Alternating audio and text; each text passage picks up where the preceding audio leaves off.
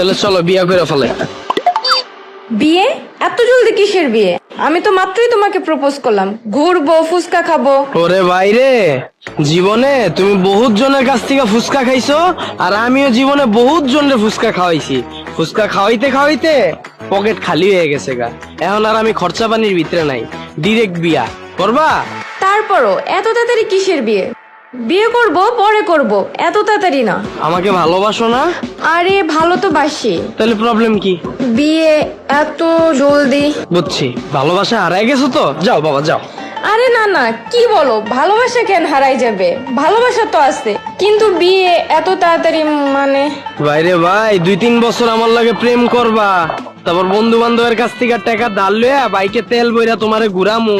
এরপরে তুমি আবদার করবা, জান আমার সমুদ্র দেখতে মন চায়, কক্সবাজার যামু। এরপর ভার্সিটির ফি না দিয়া তোমার লইয়া কক্সবাজার ঘুরমু।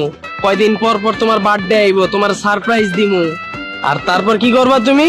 2 বছর পর হঠাৎ একদিন আইবা, আয়া কইবা, জান আমার বাসা থেকে তো ছেলে ঠিক করে ফেলছে, ছেলে তো বিসিএস ক্যাডার।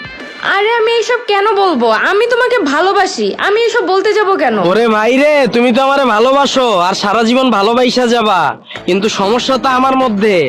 2 বছর পর যখন আমি ছোটখাটো জব করব, তখন ওইটা দিয়ে তোমার পোষাবে না।